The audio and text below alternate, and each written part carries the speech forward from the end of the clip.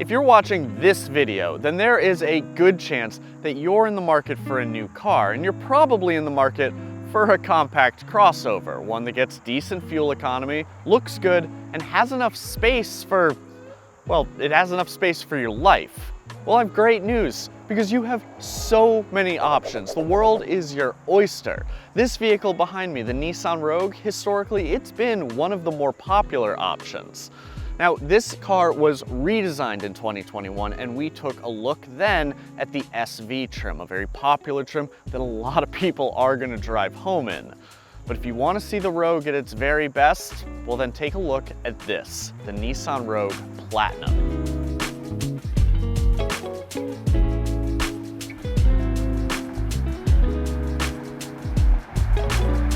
Before we get into the details, toss a like on the video and subscribe to the CarGurus YouTube channel. And you can now sell a car 100% online with CarGurus. Just enter a few details to get an instant offer. And if you like the offer, we'll have your car picked up and get you paid. Easy peasy. All right, back to the Rogue. The previous generation, which ended in 2020, well, that was a good looking car, kind of sleek for a crossover. This one, I mean, just look at it. When this debuted in 2021, the Rogue became downright handsome. The front end is more square and more upright, and with this V-motion grille, it gives the car more imposing presence. I find this split headlight design to be a little busy, but I do have to say that our test car's black over white paint job, a $745 option, it looks very sharp. I also like our wheels. At 19 inches, these fill the wells nicely and they don't look over-styled. There is a character line that runs down the length of the car. It starts up there at the front fender, and then it does disappear here in the middle, just its shadow visible from the sculpting of the door. And then you pick it up again at the rear fender, and let me tell you, this is grade A styling. It makes this little crossover look like a big SUV. Now, in terms of convenience, Nissan has added 4-door intelligent key access. It's not passive entry, you do have to press this little button, but it's pretty convenient nonetheless. And now, when it comes to, loading people in and out of a car, nothing beats a minivan. The sliding doors are just too convenient. But maybe it's gotta be a crossover. Maybe you're worried that the fun police are gonna come if you make the leap to a minivan. And if that's the case, well, the Rogue's a pretty good option because this door opens crazy wide, almost 90 degrees, and that's gonna make getting someone in and out, maybe in and out of a car seat, so much easier. Plus, on the Platinum trim, we have these sunshades. They're only standard on the Platinum trim, and while I love sunshades, I don't know if they're the type of feature that I would be willing to pay extra for. Wanna have them, just don't wanna pay more for them. What do you guys think about that? Are sunshades the type of thing that you'd pay extra for, particularly in a family vehicle? Let us know in the comments section below. Let's talk interior. The SV trim is nice. It has a really cool fabric upholstery, but this Platinum is on another level. The tan quilted leather is supple and soft and comfortable and admittedly a bit predictable because you can get this look on lots of competing vehicles too. That doesn't mean it's not nice though. The bench I'm sitting on back here has a 60-40 split and it reclines, but not very much.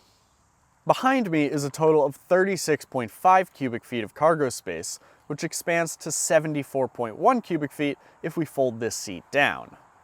There's also some nice storage solutions. For instance, there's a cubby in the trunk that is sized just right for a gallon of milk, assuming that you keep the milk in the gallon container because it won't fit if you just try pouring it into the cubby. And then there's the center console, which opens in a butterfly fashion, meaning that I can access it from the back seat. But as much as I do like sitting back here, I like sitting up there even more. You do get Nissan zero gravity seats back there and up here, and on the on the SL and the Platinum trim, you get an absolutely massive panoramic sunroof. It's available on the SV trim, but it's not available on the base S.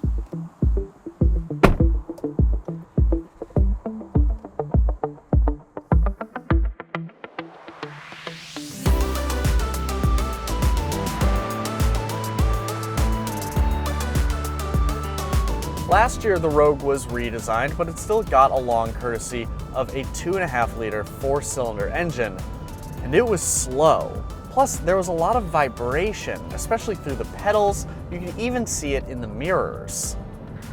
This year, the Rogue gets an all-new powertrain. Instead of a naturally aspirated 4-cylinder, we get a turbocharged 3-cylinder. It's smaller and more fuel efficient, but it also makes more power. And how? Magic. Okay, not technically. But technically, well, I mean, it's all pretty technical. The VC turbo engine in this year's Rogue makes 201 horsepower at 5,600 RPM and 225 pound-feet at 4,000 RPM. Sorry, Silicon Valley, in the Rogue, VC stands for variable compression. And basically, it lets the Rogue map various driver profiles. It could be sporty, it could be economical, and it does it based on the driver's inputs and how they're driving. But for, the everyday shopper, yeah, it's magic. The VC turbo's horsepower, and in particular, the torque figures, are way higher than the old 4-cylinders. Better yet, it seems to have solved the Rogue's vibration issue. This new powertrain is very smooth. Now, Nissan is sticking with a continuously variable transmission in the Rogue, but it's a new CVT for 2022, and again, it's very smooth.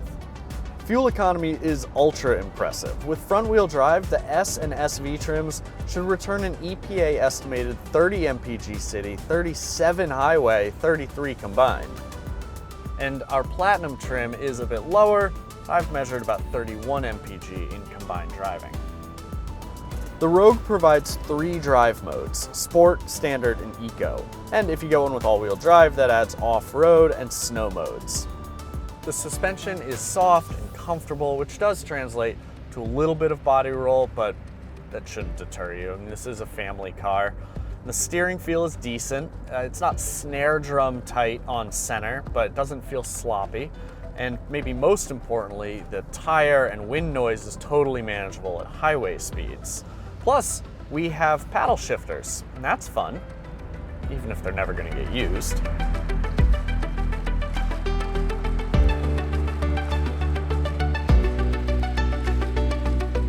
At first glance, Nissan's infotainment technology leaves a bit to be desired. I mean, it doesn't have the flash and excitement of Kia's system, but you know what? It works, and in an age when we are seeing more and more gimmicks and shiny features that frankly are never gonna get used, well, sometimes it works. Well, that's what you want. We have USB-A and USB-C ports. The touchscreen is intuitive and simple, if unexciting. And in the Platinum trim, we have this big, clean, sharp digital gauge cluster. So if you want flash, there's your flash. Climate control in the Platinum trim is 3-zone with separate controls for the rear seats, which is great because kids love feeling like they're in control. We also have a 10-speaker Bose stereo. It's standard on the Platinum, available on the SL, but it's not available on the 2 lower trims.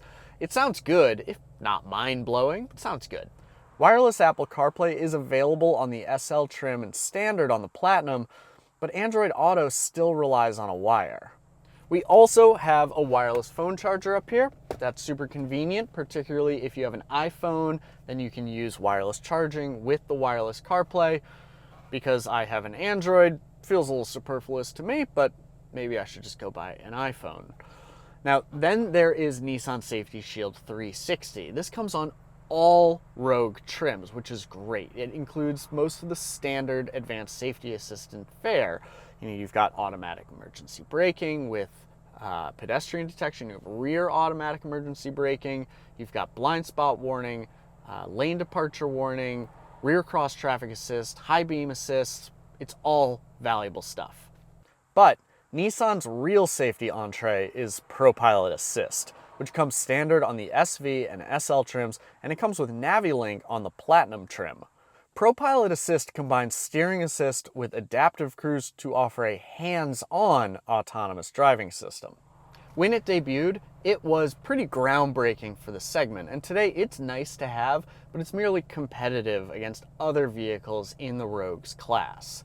Add in NaviLink and ProPilot Assist can better prepare for corners, on-ramps, things like that. It also works with the adaptive cruise control to work a little better in stop-and-go traffic. The Rogue with NaviLink, it can actually hold a stop for up to 30 seconds. That's pretty helpful, particularly if you get stuck in traffic on your way home from work. With a starting price of $27,150 for the base S trim, plus a $1,295 destination charge, the Rogue is more expensive than the Toyota RAV4 and the Honda CR-V to start. But it's not so much more expensive that I would eliminate it from consideration. Our front-wheel drive Platinum trim starts almost $10,000 higher at $36,930 plus destination. But the bigger question mark for me comes from the fact that Nissan doesn't offer the Rogue with a hybrid powertrain. I mean, you can get a hybrid in a RAV4, a CR-V, plus the Ford Escape, the Kia Sportage, the Hyundai Tucson. You can't do that with the Rogue. And have you seen the price of gas these days? But at the same time, the hardest part about buying a new car right now is supply, and these appear available. When I searched on CarGurus, within 50 miles of my home in the Boston area, I saw 350 new Rogues. Compare that with the RAV4. There were less than 250 of those. The CR-V, less than 150. And there were less than 100 of these great new Kia Sportages. So if the greatest ability is availability, well, Nissan has a serious advantage. Thank you for watching. Let us know what you think of the Rogue in the comments section below. Does its new engine put it at the top of your shopping list, or would you be more interested if it offered a hybrid powertrain? As always, don't forget to subscribe to the channel, and we'll see you next time.